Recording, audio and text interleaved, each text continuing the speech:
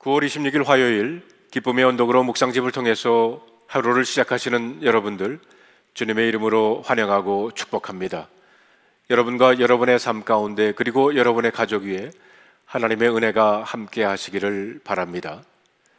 오늘 우리들에게 주시는 하나님의 말씀은 역대하 31장 1절로 10절에 있는 말씀입니다. 이 말씀을 제가 세 번역으로 읽어 보겠습니다. 거기에 있던 모든 이스라엘 사람들은 이 모든 일을 마치고 나서 각각 유다의 여러 성읍으로 돌아다니며 기둥 석상을 산산히 부수고 아세라 목상을 찍어버리고 유다와 베냐민과 에브라임과 므낫셋 온 땅에서 산당과 제단을 하나도 남기지 않고 없앤 다음에 각자의 고향 자기들의 유산이 있는 곳으로 돌아갔다.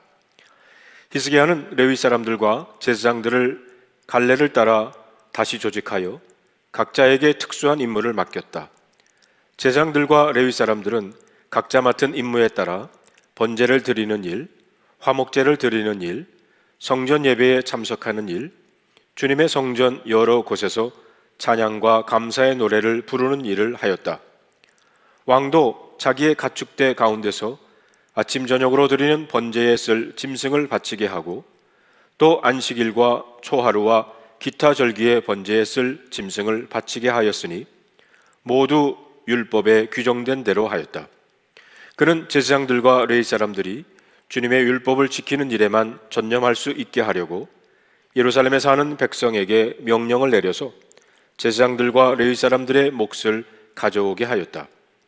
왕이 명령을 내리니 유다에 와서 사는 이스라엘 자손이 곡식과 포도주와 기름과 꿀과 각종 농산물의 첫 수확을 넉넉히 가지고 왔고 모든 것의 11조를 많이 가지고 왔다. 유다의 여러 성읍에 사는 이스라엘 자손과 유다 자손도 소와 양의 11조를 가져왔고 주 하나님께 거룩하게 구별하여 드릴 물건의 11조를 가져왔다. 이렇게 가져온 것을 차곡차곡 더미가 되도록 쌓았다. 셋째 달에 쌓기 시작하여 일을 끝낸 것이 일곱째 달이었다. 히스기야와 대신들이 와서 이 더미를 보고서 주님을 찬양하고 백성을 칭찬하였다. 히스기야 왕이 제사장들과 레위 사람들에게 예물 더미에 대하여 묻자 사독의 자손인 아사랴 대제사장이 왕에게 대답하였다. 백성이 주님의 성전에 예물을 드리기 시작하면서부터 우리는 먹을 것을 넉넉하게 공급받았을 뿐 아니라 남은 것이 이렇게 많습니다. 남은 것이 이렇게 많이 쌓인 것은 주님께서 그의 백성에게 복을 베푸신 까닭인 줄로 압니다. 오늘 우리 모두에게 주시는 하나님의 말씀입니다. 기도하겠습니다. 하나님 감사합니다. 오늘 하루를 시작하면서 하나님의 말씀 주신 것 감사합니다. 우리들의 삶 가운데 이런 부흥의 역사가 있게 하여 주시옵소서. 우리 주 예수 그리스도의 이름으로 간절히 기도하옵나이다. 아멘. 히스기야는 왕이 된 후 개혁을 시작합니다. 아버지 아하스 왕 때에 폐쇄되었던 성전문을 다시 열고 성전을 수리했습니다. 그리고 예배를 드리기 위해서 레위인들을 성결케 했습니다. 그리고 남유다 지도자들이 먼저 아침 일찍 히스기야 왕과 함께 하나님 앞에 나와 제단을 쌓고 예배를 드렸습니다.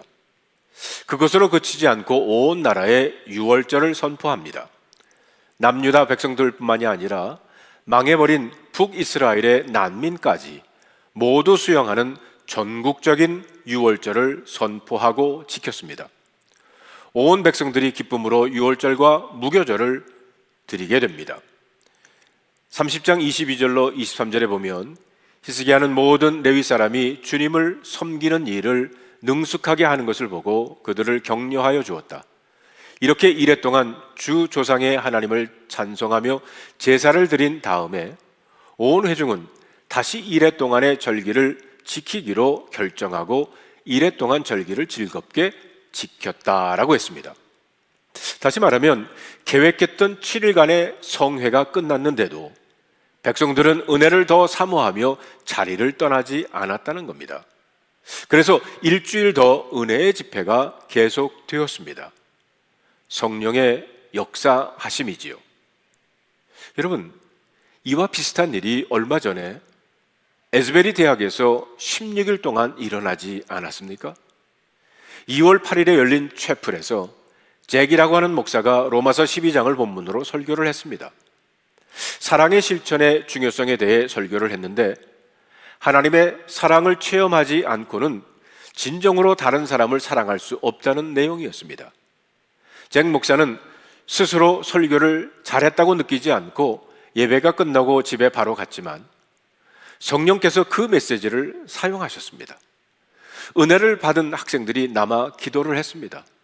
우리는 부족하지만 우리가 외치는 메시지를 성령 하나님이 사용하신다는 사실에 목회자들은 용기를 얻어야 하고 평신도들도 용기를 가지고 복음을 전해야 합니다. 이렇게 사랑에 목마른 MZ세대들이 하나님의 사랑을 체험하지 않고는 다른 사람을 사랑할 수 없기에 하나님의 사랑을 체험해야 한다는 메시지에 도전을 받은 것입니다. 채플에 참석한 800명 중에 19명의 학생이 진한 감동에 밀려오자 예배가 끝나고도 자리를 떠나지 않았습니다. 그렇게 남은 19명은 남아 함께 기도하고 소그룹으로 모여 간증도 하고 죄도 고백하고 찬양을 했습니다.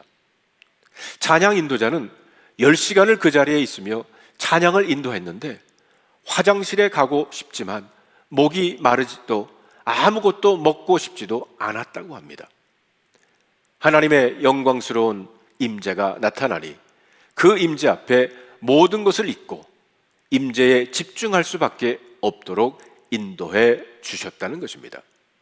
이런 내용들이 소셜미디어를 통해서 알려지자 오후에는 에즈베리 신학생들도 합류하고 차츰 다른 사람들도 모여들기를 시작했습니다.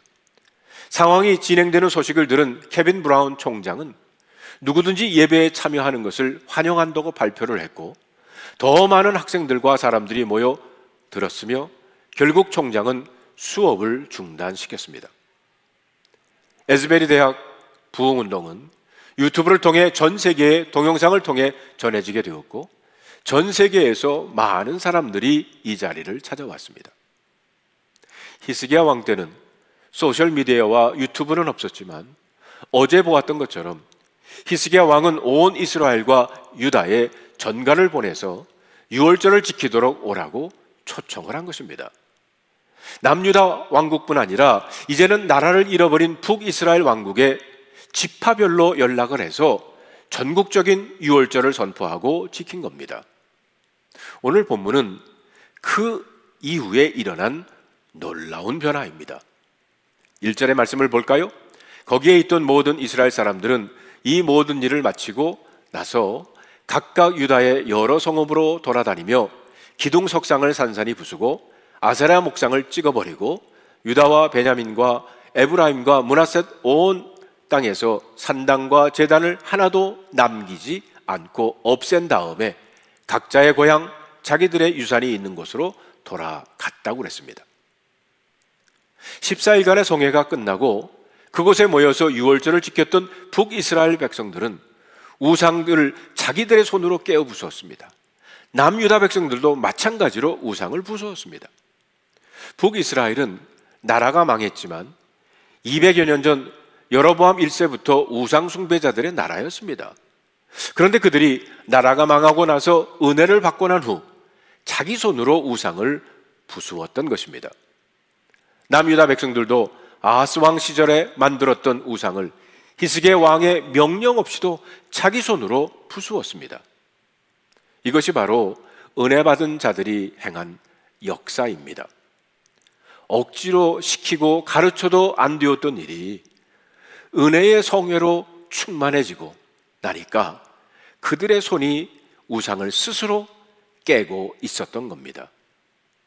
은혜가 주는 놀라운 역사입니다. 은혜의 시발점이 되었던 히스기야는 또 한 번 백성들 앞에서 모범을 보입니다. 3절을 봅시다. 왕도 자기의 가축대 가운데서 아침 저녁으로 드리는 번제에 쓸 짐승을 바치게 하고 또 안식일과 초하루와 기타 절기에 번제에 쓸 짐승을 바치게 하였으니 모두 율법에 규정된 대로 하였다. 왕이 먼저 모범을 보인 겁니다. 자신의 재산 중에 얼마를 하나님의 전에 제사 드리는데 사용한 것입니다. 그리고 히스기야는 백성들에게 요구합니다. 4절을 봅시다. 그는 제사장들과 레위 사람들이 주님의 율법을 지키는 일에만 전념할 수 있게 하려고 예루살렘에 사는 백성에게 명령을 내려서 제사장들과 레위 사람들의 몫을 가져오게 하였다. 다시 말하면 11조를 내라는 말입니다. 11조는 성전 관리와 레위인과 제사장들이 생활하는데 사용되는 것입니다. 왜냐하면 레위인과 제사장들은 땅을 기업으로 받지 못했고 나머지 지파들이 그들의 필요를 제공했어야 했습니다. 그런데 백성들이 11조를 정직하게 내지 않아서 레위인들, 제사장들의 생활이 어려워서 그들이 온전히 하나님의 전에서 율법을 전수하는 일과 예배를 집례하는 일에 마음을 쓰지 못했던 것입니다. 결국 그들은 생업을 위해서 다른 일을 전전하다 보니까 성전은 피폐해지고 백성들이 성전에 나와서 예배드리는 일을 소홀해졌다는 겁니다. 이 문제를 알고 있었던 히스기야 왕이 율법에 기록한 대로 첫 소산을 하나님께 드리고 11조를 하나님의 창고에 드려야 한다고 한 것입니다. 그런데 이 말을 하기 전에 히스기야 왕이 먼저 자신의 재산을 떼어서 하나님께 드리는 모범을 보인 겁니다. 그리고 놀라운 결과가 일어납니다. 5절로 7절에 있는 말씀을 봅시다. 왕이 명령을 내리니 유다에 와서 사는 이스라엘 자손이 곡식과 포도주와 기름과 꿀과 각종 농산물의 첫 수확을 넉넉히 가져왔고 모든 것의 11조를 많이 가져왔다. 유다의 여러 성읍에 사는 이스라엘 자손과 유다 자손도 소와 양의 11조를 가져왔고 주 하나님께 거룩하게 구별하여 드릴 물건의 11조를 가져왔다. 이렇게 가져온 것을 차곡차곡 더미가 되도록 쌓았다. 셋째 달에 쌓기 시작하여 일을 끝낸 것이 7째 달이었다. 장장 5개월 동안 온 나라가 11조를 드린다고 야한 법석이었던 겁니다. 왕의 말이 떨어지자마자 은혜를 받은 자들이 지금까지 헌금하지 못했던 것을 회개하고 하나님의 전에 드려야 할 곡식을 가져와서 드린 겁니다. 유월절 성회를 통해 은혜 받은 자들의 삶이 이렇게 헌신적으로 변화된 것입니다. 이번 에즈베리 대학 부흥 이후에도 봄 방학을 맞아서 젊은이들이 퍼져나가면서 그들의 스토리를 어떻게 성령님이 역사하신 것을 나누기 시작했습니다. 또한 1907년 일어났던 평양 대부흥운동, 그 역시 회개운동을 시작을 해서 죄의 고백이 행동으로 옮겨졌습니다. 남에게 손해를 끼친 사람들은 그 손해를 끼친 사람들의 집을 찾아가 사과를 했고 과거 남의 재물이나 돈을 훔친 사람들은 그것을 갚아주었습니다. 장대현 교회에서 일어난 부흥의 역사는 평양 전역으로 퍼져갔고 교파를 초월해서 다른 교회로, 다른 지역으로 확산되었던 것입니다. 사랑하는 성도 여러분, 오늘 저와 여러분의 회개와 성령의 역사하심을 통해서 우리 개인뿐만이 아니라 여러분이 섬기는 교회, 그리고 직장이 변화되는, 여러분의 가정이 변화되는 개혁의 역사가 일어날 줄로 믿습니다. 기도하겠습니다. 하나님 감사합니다. 우리들로 하여금 이렇게 모여 함께 하나님 앞에 회개하게 하시고 온라인을 통해서라도 함께 말씀 가운데 우리의 가슴을 성령으로 채워주시니 감사합니다. 성령의 역사하심은 우리의 가슴 속에서 일어나서 결국 우리의 손과 발과 입을 통해서 연결되는 줄로, 확산되는 줄로 믿습니다. 오늘 그 성령의 역사가 나의 가정에서, 나의 직장에서, 그리고 우리의 교회에서 일어나게 하여 주시옵소서. 우리 주 예수 그리스도의 이름으로 간절히 기도하옵나이다. 아멘.